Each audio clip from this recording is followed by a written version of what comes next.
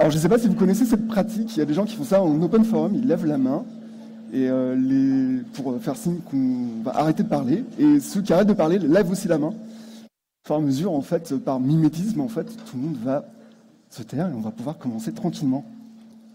Merci. Bonjour à toutes et à tous. Merci d'être là.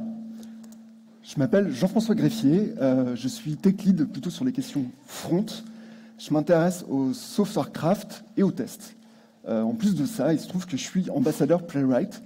Ça veut tout simplement dire que je suis impliqué dans la communauté de Playwright. Vous pouvez me suivre sur mes réseaux sociaux avec le handle JF Greffier, donc sur Twitter, LinkedIn, Medium, etc.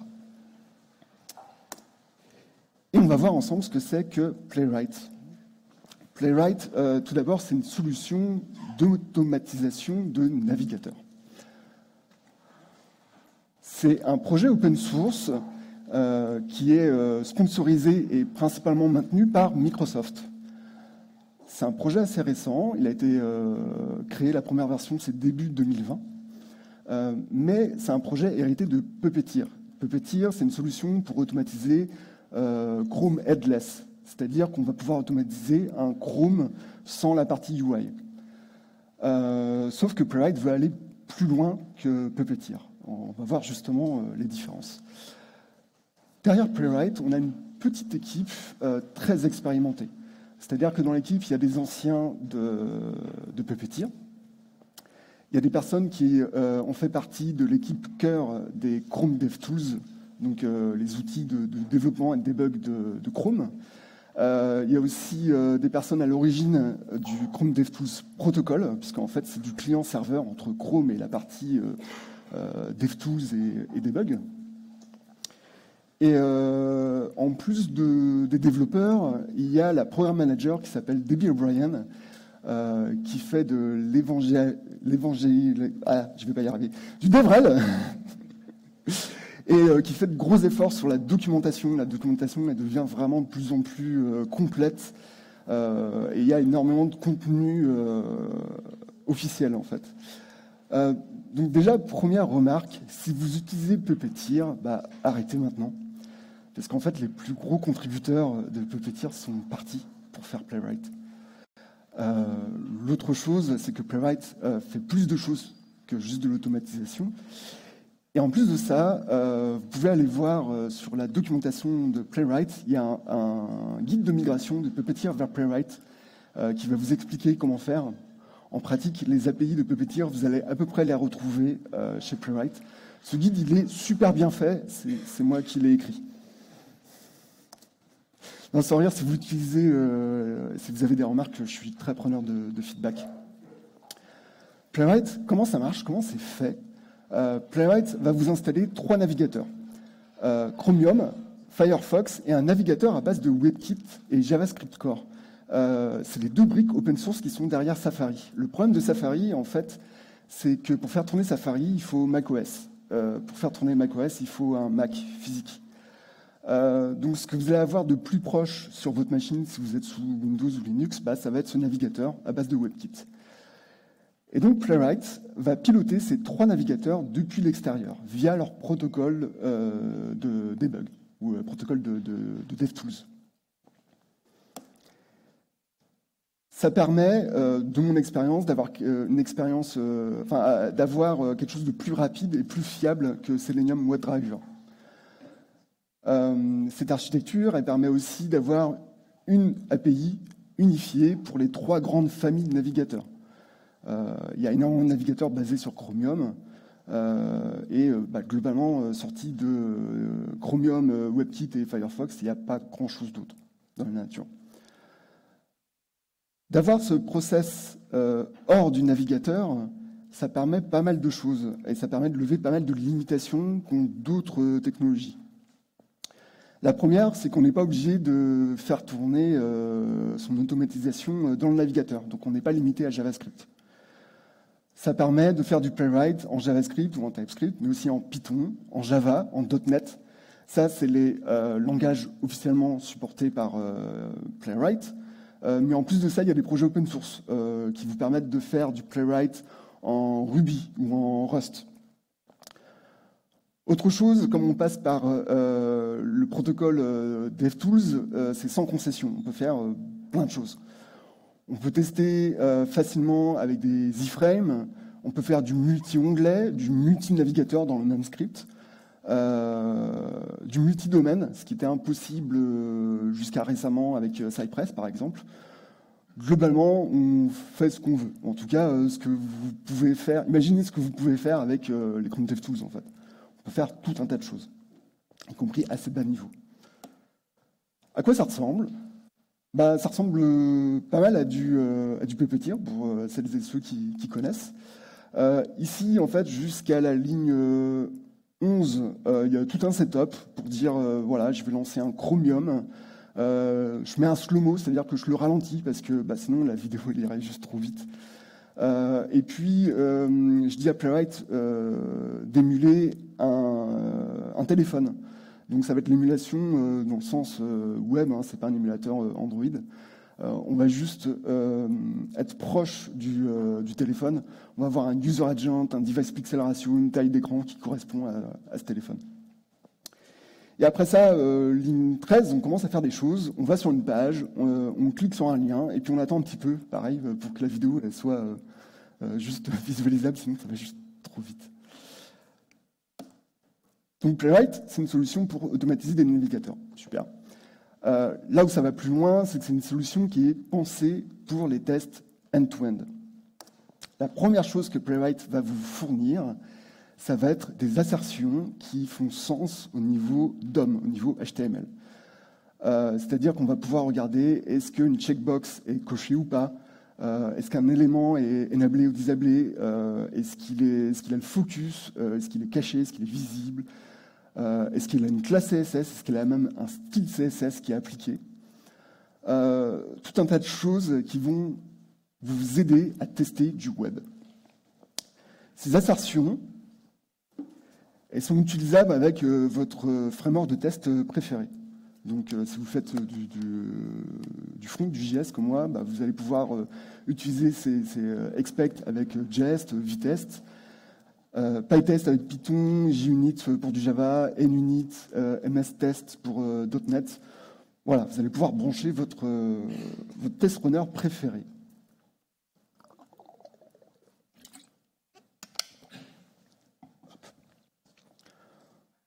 Donc vous allez pouvoir utiliser votre test runner qui va, si vous ne voyez pas la différence entre le test runner et les assertions, etc., le test runner, c'est ce qui va être en charge de faire tourner vos tests. Et ensuite, il va utiliser les assertions pour vérifier des choses. Donc les assertions de base, par exemple, dans Jest, et on va avoir en plus les assertions de Playwright, les Web First Assertions. Donc on peut brancher plusieurs test runners différents avec Playwright. Et Playwright fournit aussi son test runner à lui, qui est fait pour Playwright, qui s'appelle Playwright Test. Playwright Test, il a pas mal d'avantages. Le premier, en fait, c'est que vous allez pouvoir générer des tests avec un outil qui s'appelle CodeGen, que je vais vous montrer juste après. Playwright Test est compatible avec VS Code, avec JetBrains Aqua, qui est l'IDE JetBrains dédié au test et à l'automatisation. C'est pas encore compatible avec WebStorm, par exemple. J'espère que ça va bientôt venir. Il y a un plugin payant qui s'appelle Maestro. Je suis assez peu convaincu. Donc voilà, si vous utilisez des produits de JetBrains, vous n'aurez peut-être pas tout à fait la même expérience que sur VS Code. Playwright Test va vous permettre d'avoir des rapports en différents formats, JUnit, HTML. Il y a un système de plugins, donc vous allez pouvoir aussi, via ce système, sortir des rapports Allure, par exemple. Playwright Test va permettre aussi de paralléliser les tests. La limitation de Playwright Test, c'est que c'est uniquement disponible pour JavaScript et TypeScript. Par contre, ce n'est pas obligatoire. Hein. Si vous faites des tests en JavaScript avec Jest, vous pouvez. La parallélisation, j'en parle rapidement. Il y en a deux types. La première, en fait, c'est sur le nombre de workers, c'est-à-dire le nombre de process en fait, que va utiliser Playwright Test. Typiquement, sur votre machine, on va utiliser tout le CPU de votre machine, ou une partie du CPU si vous ne voulez pas la mettre à genoux. La deuxième façon de faire la parallélisation, c'est de faire du sharding, c'est de distribuer les tests sur différents test runners dans une CI. On peut même aller plus loin, il y a un projet qui s'appelle Play Lambda, qui permet de faire tourner des tests Playwright dans des AWS Lambda, donc du serverless. Et du coup, ils font 100 tests en 1 minute. Ça scale automatiquement à fond, quoi. Après, ça devient plus qu'un problème de facturation et plus un problème de temps. On va voir à quoi ça ressemble tout ça. Hop. La première chose que je vais vous montrer, ça va être CodeGen. Super, ok. Qu'est-ce qui se passe? Hop, mon PowerShell qui a un peu du mal. Ne me jugez pas, hein, je suis sous Windows. Ça arrive. CodeGen va... Ah bah, je me suis fait déconnecter du réseau. Super.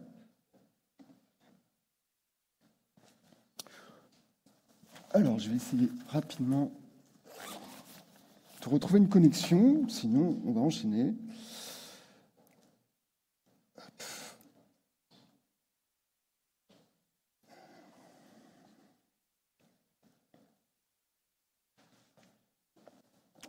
C'est pas grave, je vais quand même pouvoir vous montrer. Alors j'espère que je vais retrouver quand même du réseau. Non, oui, peut-être. Sinon, je vais pouvoir faire une partie quand même de la démo. En vous montrant CodeGen seul.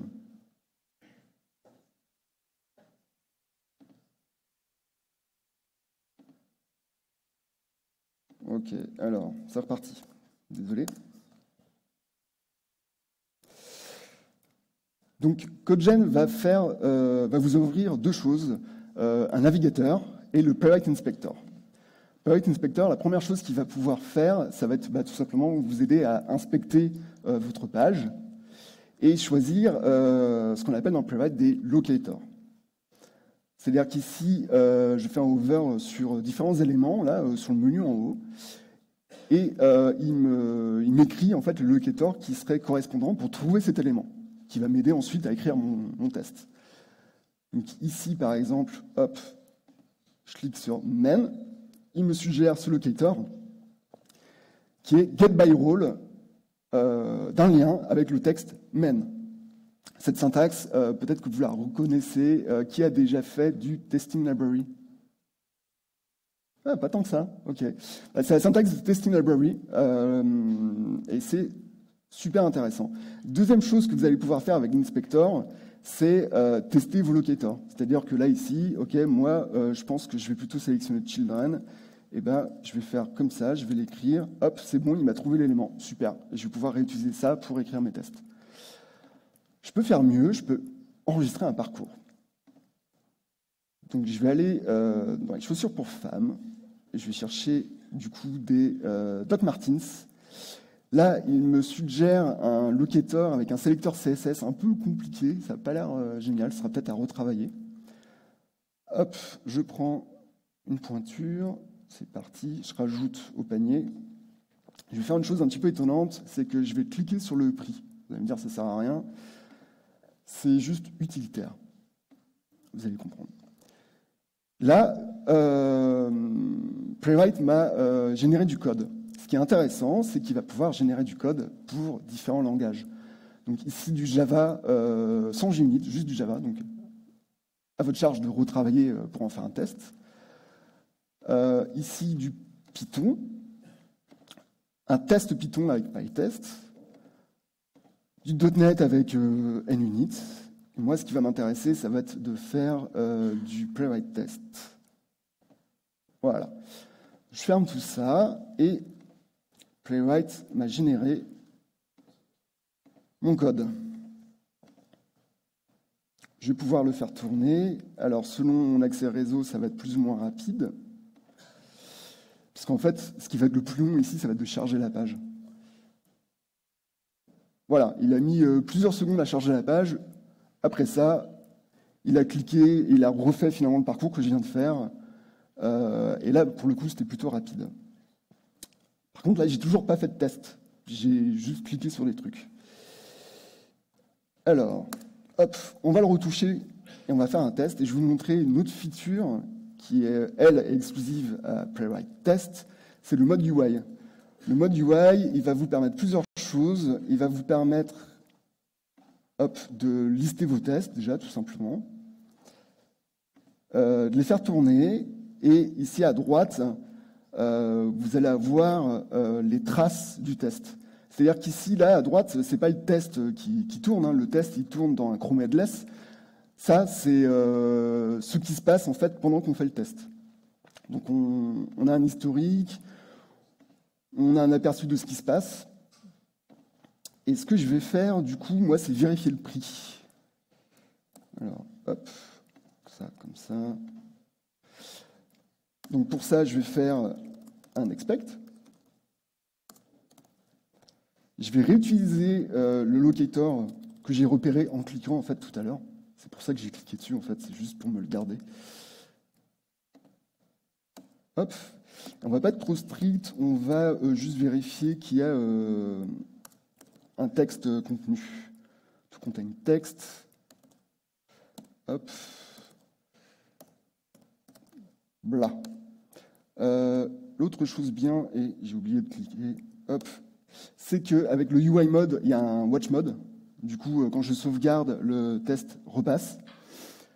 Là, évidemment, il va avoir un peu du mal parce que le prix, c'est pas bla, c'est 280. D'ailleurs, ici, il me met le message d'erreur. Hop, je modifie. Le test tourne. Et ça va être bon. Voilà, on a un test.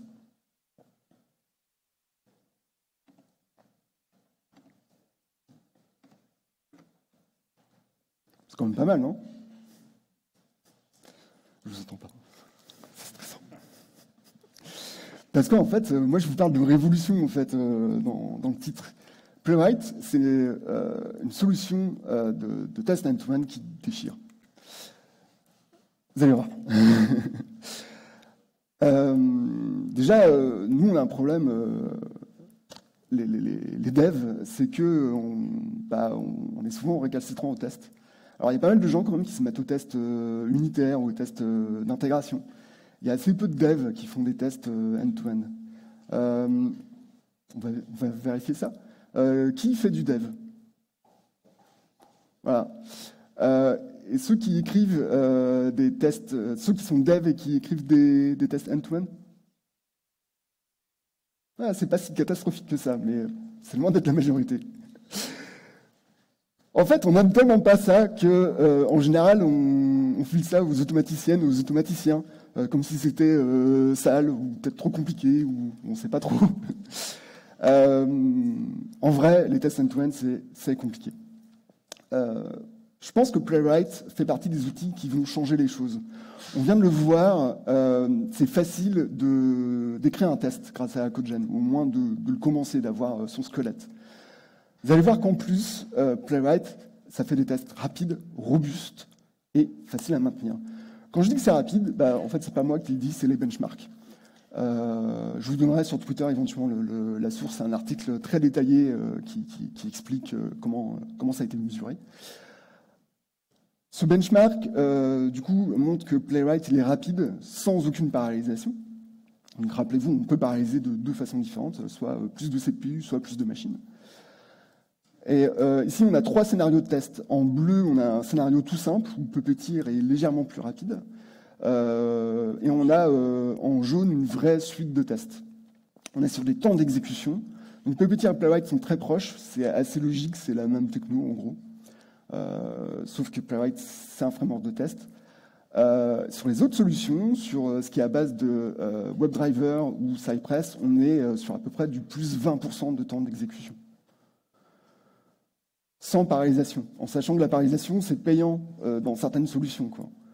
Donc, c'est vraiment un avantage. Pourquoi c'est rapide? C'est aussi dû à l'auto-weighting qui va nous donner de la robustesse. Il y a pas mal de solutions de test ou d'automatisation. Quand on lui demande de cliquer sur un élément, il clique. Playwright est un peu plus malin, il va faire un certain nombre de checks avant de faire une action. Avant de cliquer sur un élément, déjà il va tout simplement vérifier que l'élément il est dans le DOM, qu'il est visible, qu'il est stable, c'est-à-dire qu'il ne fait pas un aller-retour dans le DOM à cause d'un layout ou je ne sais quoi. Et du coup, pour chaque action, Playwright va tester un certain nombre de choses avant d'essayer cette action.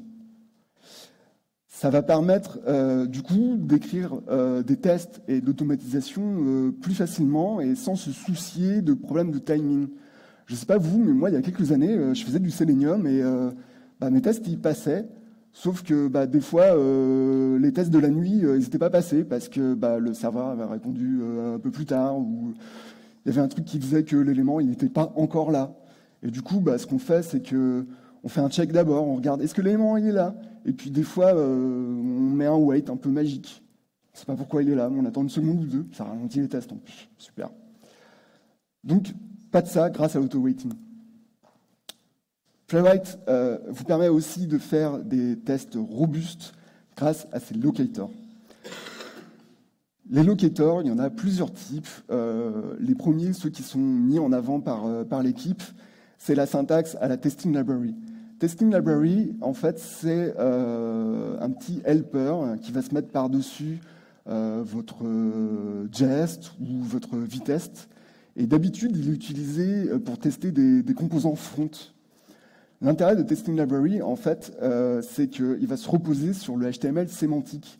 C'est-à-dire que le getByRole, par exemple, c'est quand on va cliquer sur un bouton, on cherche un bouton, et puis qui a ce critère-là. Donc là, par exemple, le nom. En fait, c'est le texte.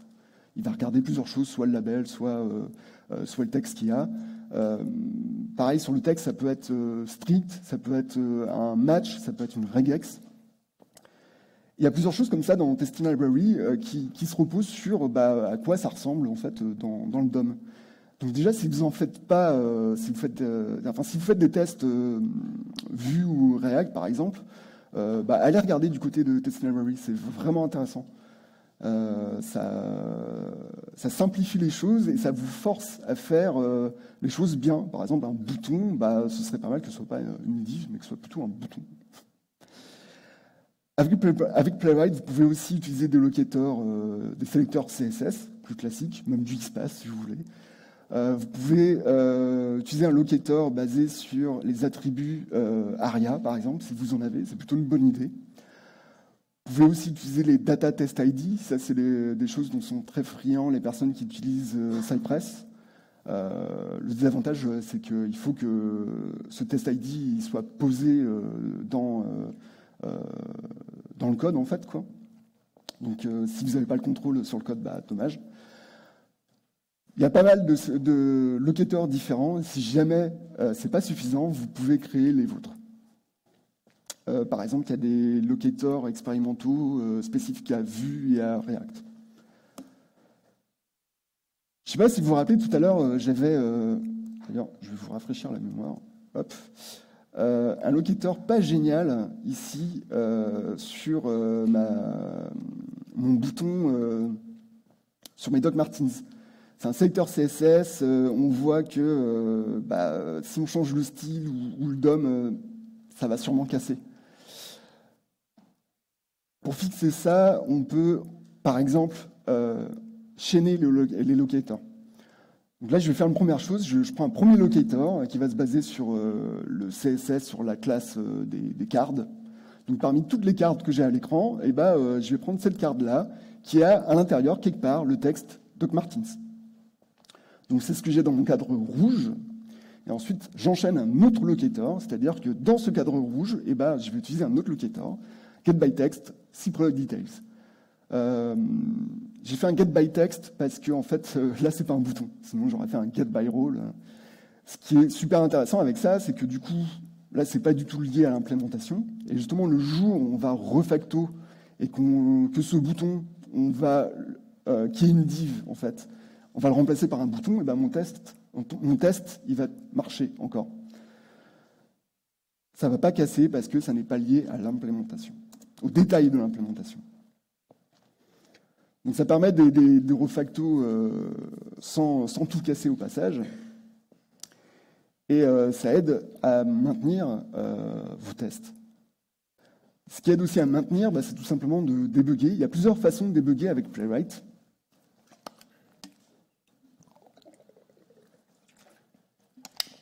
Vous pouvez débugger avec Playwright Inspector. Ça va vous permettre de faire du pas à pas, d'avoir des détails sur ce qui a été appelé, et ça vous permettra aussi de retrouver un locator, de le tester. Ça existe pour tous les langages.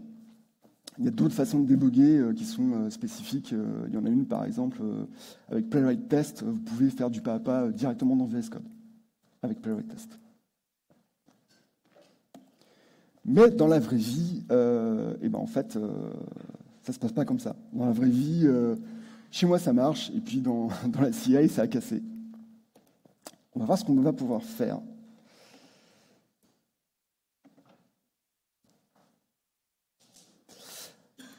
Déjà, la première chose que je vais pouvoir faire, c'est aller voir ma pipeline.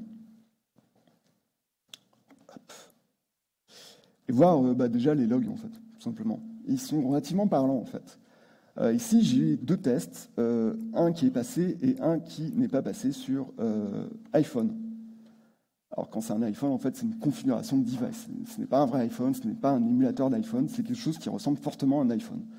Avec, du coup, le navigateur WebKit. Et donc, là, si je regarde mes logs, en fait, je suis allé sur le site du Breastcamp, j'ai voulu cliquer sur le programme, et puis, ça n'a pas marché. Ce que je vais faire, c'est que je vais télécharger les artefacts, parce qu'en artefact, ce que j'ai mis, c'est les traces.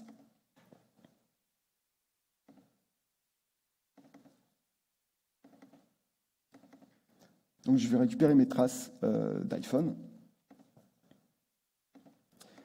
J'ai deux façons de visualiser ces traces, soit avec un petit outil fourni avec Playwright. Hop.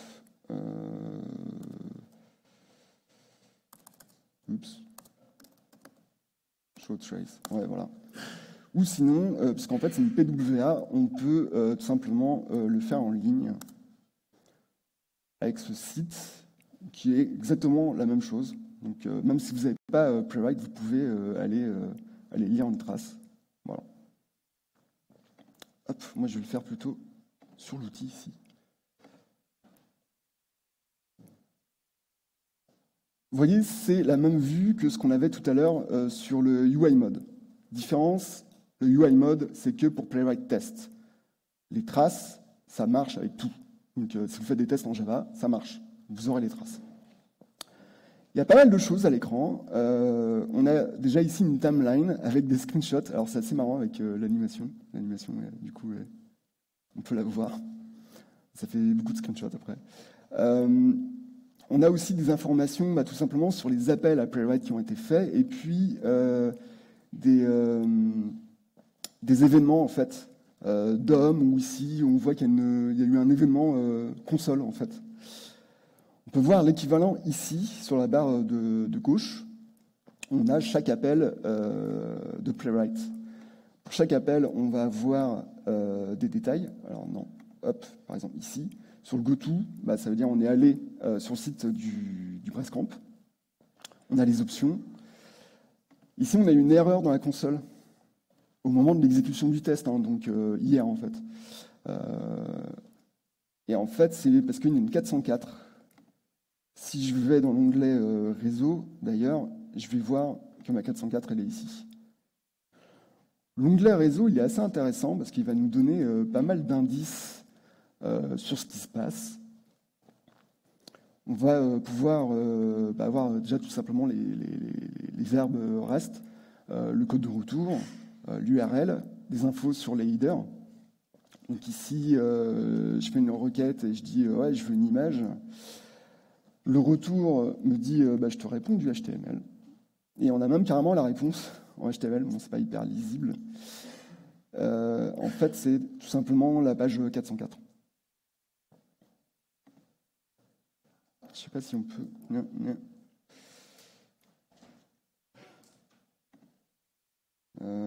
Si je peux retrouver au moins l'URL.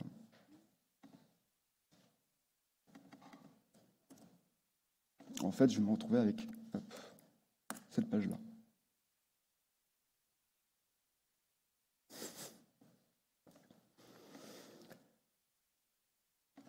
Autre chose sur le réseau, non, je vais vous mettre un autre exemple de réponse qui sera un tout petit peu plus parlant que le HTML. Si je retrouve, hop là.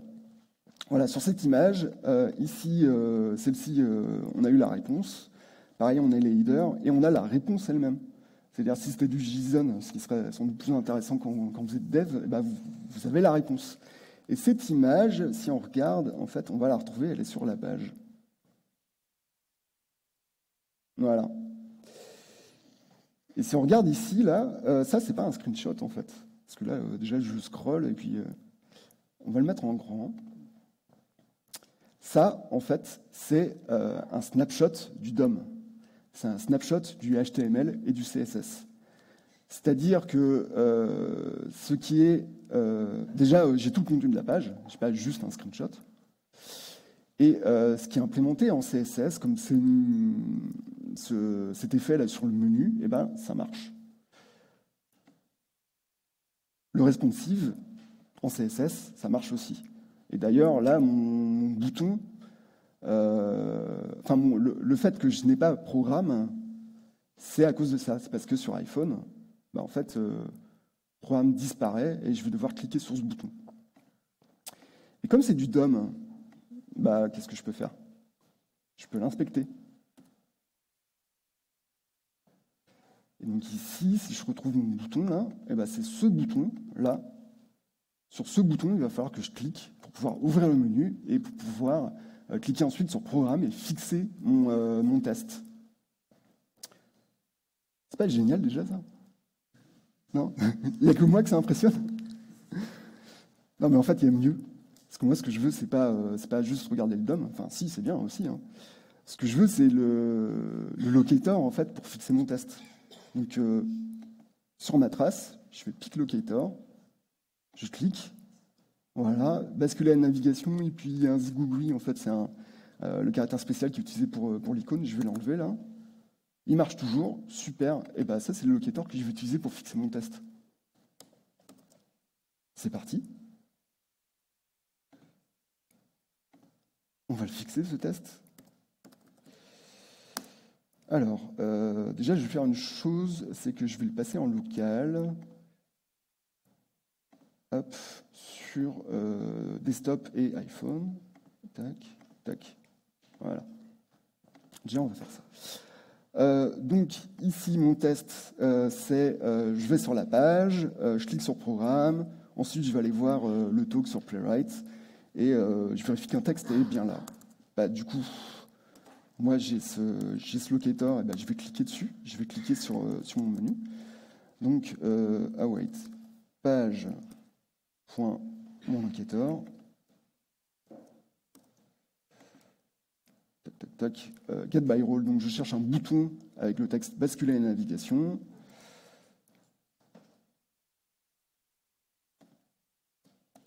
Hop.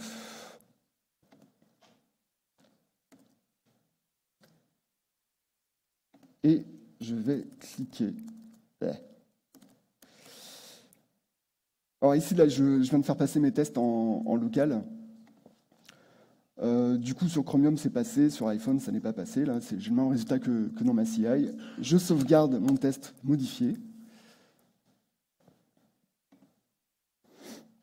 Et on va voir ce qui se passe.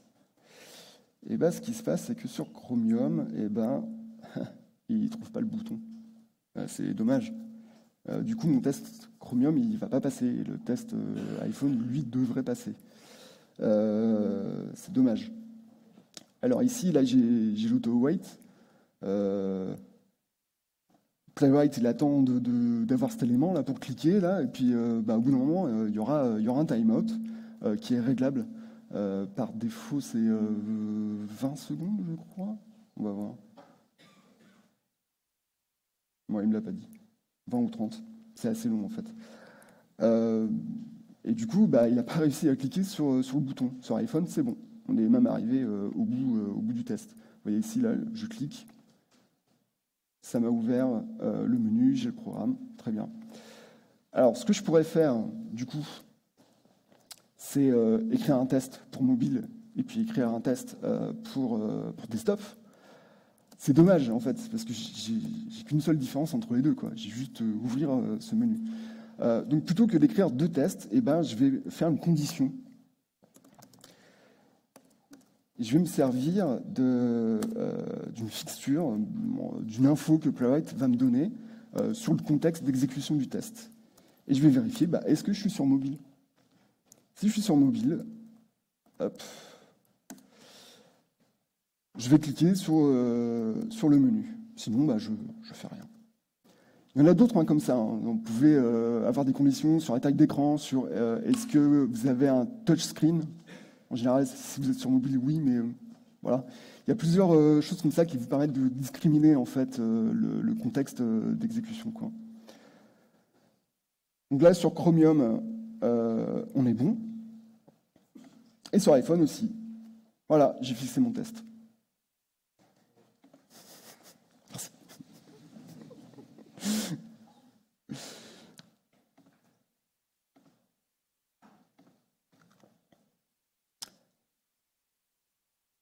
Je ne sais pas vous, mais moi j'ai jamais vu ça ailleurs en fait. L'équivalent de TraceViewer, jamais vous n'avez autant d'informations. Ce que font les gens, c'est soit avoir des logs, certaines personnes font des vidéos. Alors les vidéos c'est bien, mais là, avec le TraceViewer, j'ai carrément pu voir le snapshot du DOM, trouver le locator qui allait bien et dire ok, c'est cet élément-là, il n'a pas été trouvé, ou c'est sur cet élément-là qu'il faut cliquer en fait. Avec juste une vidéo, c'est un peu plus compliqué. Il aurait fallu, j'aurais eu moins d'infos à ce moment-là. Là, je n'ai même pas eu besoin de modifier mon test pour avoir toutes les infos pour le fixer. Rien qu'avec les traces, si par exemple une collègue ou un collègue m'avait donné ces traces pour me dire hey, j'ai un problème, je lui aurais même donné le locator et dire rajoute ça. Il y a tout ce qu'il faut en fait pour débugger après coup. Donc ça, plus le pas à pas, plus la robustesse fait que les tests sont beaucoup plus faciles à maintenir. Et ça change pas mal de choses. En conclusion, vous avez pu le voir, moi je suis pas mal convaincu par l'outil. Ne croyez pas sur parole. Ne faites pas du conférence-driven development. Lundi, allez pas voir vos collègues et faites il faut mettre du Playwright partout, parce que selon votre contexte, ça va peut-être pas s'y prêter. Moi, j'aimerais plutôt qu'en sortant de cette conférence, vous ayez envie de tester Playwright et de voir si ça colle à vos besoins. Parce qu'il y a des vrais points négatifs. Le premier, en fait, c'est que globalement, vous n'allez pas avoir la même expérience si vous faites vos tests en TypeScript ou en autre chose. Parce que le watch mode que je vous ai montré, enfin le UI mode, du coup avec le watch mode, c'est avec Playwright Test. Playwright Test, du coup, que pour TypeScript et du coup aussi de l'intégration avec les IDE. Et puis tout simplement, juste ça marche quoi. Si vous utilisez un autre langage, vous n'aurez pas tout à fait la même expérience. Il faudra que vous rajoutiez votre framework de test et puis vous n'aurez pas tout à fait les mêmes features.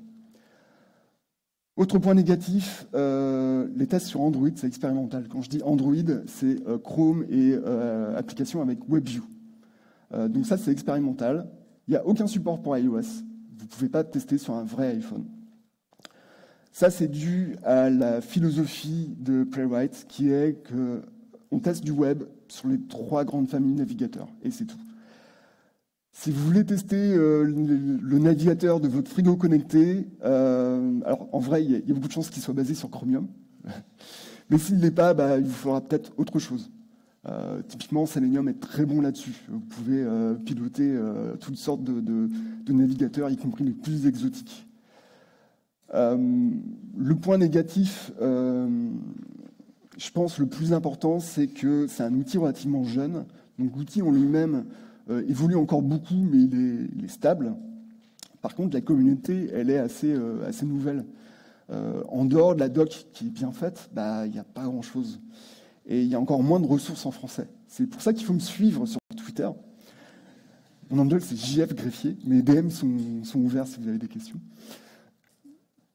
Oui, selon votre contexte, faites attention et regardez si ça vous vaille, parce qu'il y a des vraies limitations, quoi. Il y a plein de choses dont je n'ai pas parlé, même si il reste encore un petit peu de temps, mais on va plutôt le prendre pour les questions. Typiquement, je n'ai pas parlé des tests de composants. C'est expérimental, même si c'est assez stable. Le test de composants, c'est hyper intéressant. Ça va être l'équivalent des tests de composants qu'on pourrait faire avec React et du JSDOM ou du Enzyme ou des choses comme ça. Sauf que là, ça va être dans le navigateur. Donc, vous allez pouvoir tester le comportement de votre composant, mais vous allez aussi pouvoir tester son rendu sur différents navigateurs. C'est beaucoup moins mature que chez Cypress. Cypress, le test de composants, c'est vraiment cool. Si vous faites du Cypress, allez voir les tests de composants. C'est vraiment intéressant. Intégration avec la CI, globalement, vous allez pouvoir intégrer ça avec votre CI préféré. Il y a la doc qu'il faut. Il y a de la doc très bien, par exemple, sur la paréisation dans GitLab. C'est moi qui l'ai écrite. Il y a des images Docker officielles. Vous pouvez faire du Page Object Model. Vous pouvez faire du Cucumber si c'est votre truc. Playwright, en plus, vous permet de faire du test d'API. Je n'ai pas du tout parlé de mock, mais pareil, c'est assez complet. Que ce soit des mocks sur des fonctions, des mocks réseau.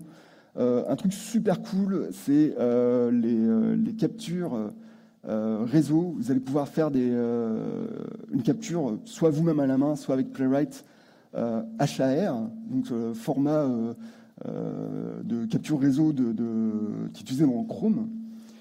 Et ces captures, vous allez pouvoir les réutiliser pour en faire des mocks. Ça, c'est super sympa.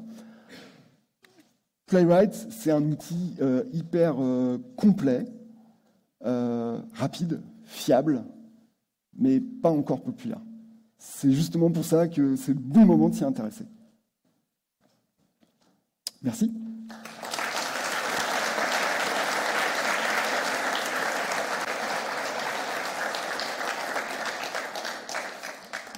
Alors, on a pas mal de temps pour les questions, donc...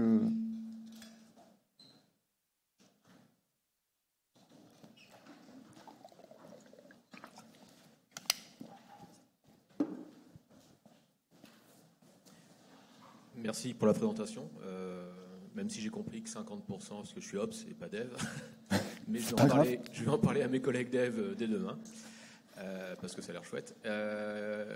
Une question qui m'intéresse plus côté Ops, c'est pour mettre en place ça et l'authentification. Est-ce qu'il y a des connecteurs avec, je sais pas, Vault ou pour la gestion des secrets, ou c'est à nous de la faire et de l'implémenter dans la CI? Non, c'est à vous de la faire, effectivement. Non, il n'y a rien de très particulier par rapport à la gestion de secrets. Dans le slide d'avant, tu avais mis une ligne, ce dont je n'ai pas parlé, authentification. Ouais, alors l'authentification, du coup, c'est plus du point de vue développeur, en fait. Et puis, par rapport au test, il y a plusieurs façons de le faire.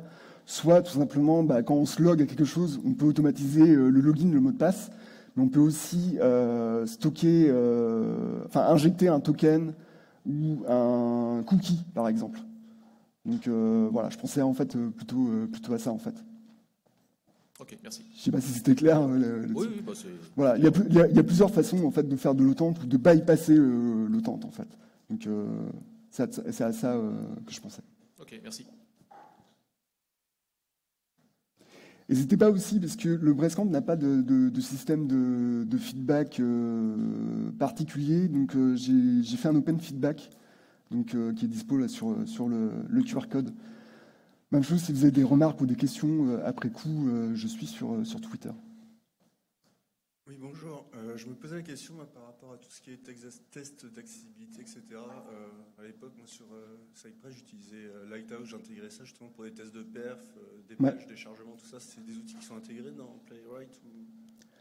Alors, c'est pas intégré, mais c'est intégrable.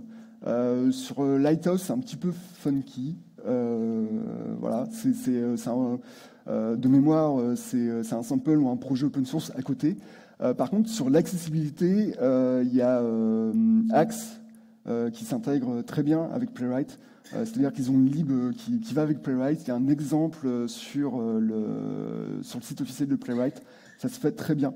Et c'est super intéressant quand on utilise Axe plus Playwright, parce que du coup, on peut faire des tests dessus et on peut dire par rapport au nombre de violations de Axe, en fait, ce qu'on accepte ou pas. C'est-à-dire, les trucs les plus graves, on les laisse pas passer, mais par contre, des warnings, peut-être qu'on va les accepter ou peut-être qu'on va en accepter genre 10, quoi.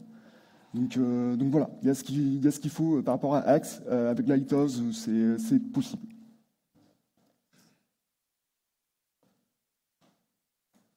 Du coup, moi, je suis un utilisateur Cypress et savoir si, comme dans Cypress, on peut créer nos propres chaînables. Nos propres chaînables. Globalement, en Cypress, on peut créer nos propres méthodes qu'on va appeler de façon un peu générique.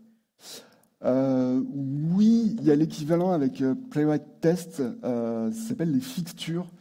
Les fixtures, alors du coup, c'est pas des mocks réseau comme on pourrait penser. Moi, je pensais que c'était ça.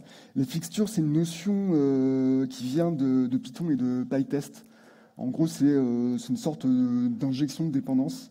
C'est typiquement ce que j'utilise ici, là, sur Page ou sur EaseMobile. C'est quelque chose qui va être injecté dans le test et on va pouvoir l'utiliser. Donc on peut créer ces méthodes à soi.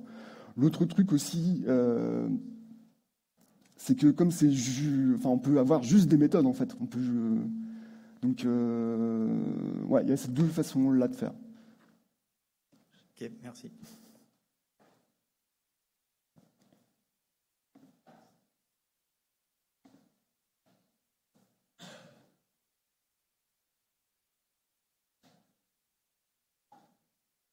Est-ce que c'est possible de faire de l'upload de fichiers, d'utiliser la caméra, faire du WebRTC? WebRTC, je me rappelle plus. L'upload de fichiers, oui. WebRTC, je sais pas du tout. J'avoue. Mais l'upload de fichiers, ouais. Oui, je sais pas quoi dire de plus. Ouais. Faut aller voir les docs du coup. Moi, j'ai une petite question par rapport aux versions des navigateurs. Est-ce qu'on peut fixer la version? Comment elle est choisie? Il prend la dernière? Alors, non. Il y a un lien entre la version du navigateur et la version de Playwright. Parce qu'en fait, comme je te disais, il installe ses navigateurs à lui. Et du coup, non, on n'a pas le choix. Modulo, on peut brancher Playwright à un Chromium quelconque. Donc, si vous avez Brave, qui est à base de Chromium, vous allez pouvoir le brancher, mais il n'y a pas de garantie. Donc, vous allez pouvoir mettre un Chrome d'une version spécifique, mais voilà. Et sinon, effectivement, sur les navigateurs que Playwright installe, c'est une version qui est la dernière en date en général, et c'est tout. Donc, effectivement, c'est une limitation.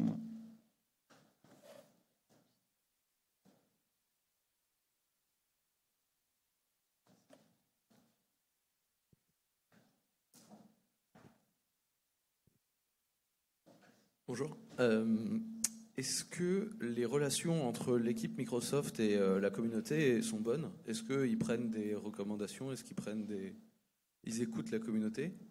Et est-ce que le prix peut-être est particulier pour les pros, les choses comme ça? Est-ce qu'il y a des relations communauté producteurs qui sont bonnes? Du coup, effectivement, moi qui suis en plus ambassadeur, effectivement, je peux répondre là-dessus. Je suis aussi contributeur, en fait. J'ai contribué un peu de doc et quelques features. Alors déjà, sur le prix, je vais répondre, c'est facile. C'est le même prix pour tout le monde, c'est 0. Il n'y a aucune fonctionnalité payante aujourd'hui. Sur la relation avec la communauté, alors déjà, il y a un Discord donc, où on peut échanger. Les devs, ils ne sont pas forcément toujours hyper présents. Comme je disais, c'est un projet open source. Par contre, ce n'est pas open source drivé par la communauté. C'est-à-dire que globalement, c'est l'équipe qui fait les évols. Si vous voulez contribuer, en fait, si vous contribuez à des choses mineures, ça va passer sans problème. Si vous voulez faire une évol un peu plus structurante, c'est mieux d'ouvrir un bug, d'en discuter, parce que au final, c'est l'équipe qui va trancher. Ceci dit, l'équipe sont à l'écoute de la communauté, c'est-à-dire que assez souvent, en fait, les bugs les plus votés sont pris. Par contre, il y a un truc que je trouve un petit peu frustrant, c'est la roadmap. Ils ne communiquent pas sur la roadmap. Jamais. Et du coup, soit vous êtes super attentif et vous ziotez le code comme moi je l'ai fait pendant un moment, et que vous savez à peu près ce qui va sortir, soit ça vous tombe dessus, quoi. Oui, bonjour. Quand on a des tests avec Robot Framework et Selenium, est-ce qu'il est possible de passer à Robot Framework avec Playwright ou en parallèle ou en complément? De passer d'un framework à un autre? De Selenium, en fait, de basculer vers Playwright en gardant les tests, une partie des tests robot. Je ne sais pas si c'est faisable ou pas. En fait, de migrer d'un framework à un autre, ça dépend vraiment du framework. Typiquement, de migrer de Puppeteer à Playwright, c'est plutôt facile parce que c'est extrêmement proche. De Selenium à Playwright, non, c'est compliqué. Pareil pour Cypress. Si vous faites du Cypress aujourd'hui, que vous avez plein de tests, gardez-les en fait. Ouais, parce qu'il y a pas mal de choses qui sont très différentes en fait. Soit dans les assertions, soit même certains locators.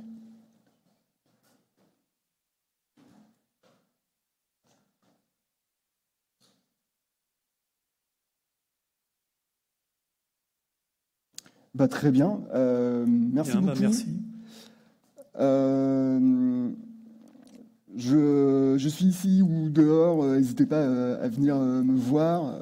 Suivez-moi sur Twitter, mes DM sont ouverts et n'hésitez pas à m'envoyer un message. Et s'il vous plaît, scannez ce QR code, ça m'aide vraiment à m'améliorer. Merci.